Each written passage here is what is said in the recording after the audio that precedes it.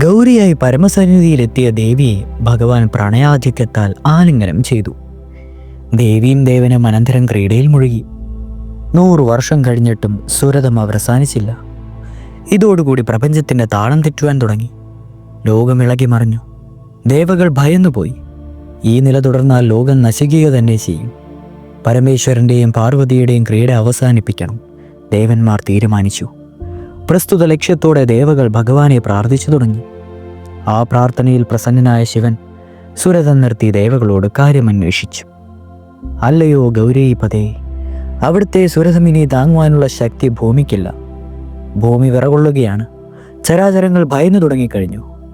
ദേവ, അങ്ങ് സുരതഗ്രഹയിൽ നിന്നും പിന്തിരിയുക, ദേവകൾ അഭ്യർത്ഥിച്ചു. ഭഗവാൻ ആശങ്കയിലായി. അദ്ദേഹം ചോദിച്ചു, ദേവകളെ, നിങ്ങളുടെ ആവശ്യം ഞാൻ അംഗീകരിക്കാം. എന്നാൽ സ്ഥാനം വിട്ടിളകിയ രേതസ് എന്തു ചെയ്യും? അതാര് താങ്ങും? ദേവ, ആ രേതസ് ഭൂമി തന്നെ താങ്ങട്ടെ, ദേവകൾ അഭിപ്രായപ്പെട്ടു. അതിൻ പ്രകാരം ഭൂമി ശിവതേജസ് ഏറ്റുവാങ്ങി. എന്നാൽ അല്പനേരം പോലും ശിവവീര്യം താങ്ങുവാനുള്ള ശക്തി ഭൂമിദേവിക്കുണ്ടായില്ല. ദേവി ക്ഷീണിതയും വിവശയുമായി തീർന്നു.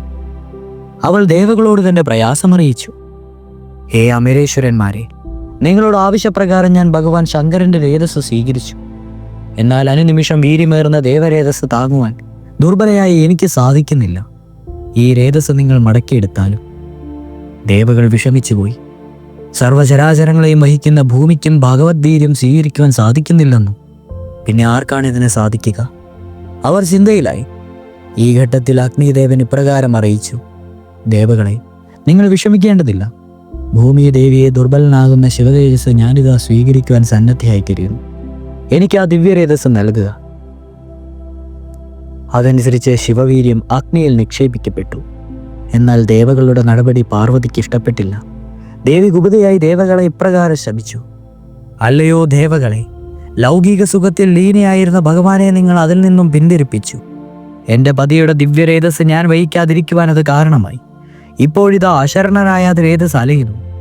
ഒരാളിൽ നിന്നും മറ്റൊരാളിലേക്ക് ശിവവീര്യം സഞ്ചാരം തുടരുന്നു. ദേവകളെ, നിങ്ങളുടെ അക്ഷമയാണ് ഇതിനെല്ലാം കാരണം. പുത്രലാഭത്തിനായുള്ള എൻ്റെ മോഹവും ഇതിലൂടെ തടയപ്പെട്ടിരിക്കുന്നു. അതിനാൽ ദേവകളെ, നിങ്ങളെ ഞാൻ ശപിക്കുന്നു. ഇന്നു മുതൽ നിങ്ങൾ സ്വന്തം പത്നിമാരിൽ പുത്രോത്പാദനം നടത്തുവാൻ കഴിവില്ലാതായി തീരട്ടെ. അന്നു മുതൽക്കാണ് ദേവകൾക്ക് സ്വന്തം പത്നിമാരിൽ പുത്രോത്പാദനം നടത്തുവാൻ കഴിവില്ലാതെയായി തീർന്നത്. ഇനി അടുത്തത് സുബ്രഹ്മണ്യന്റെ ജനനമാണ്. തുടരും.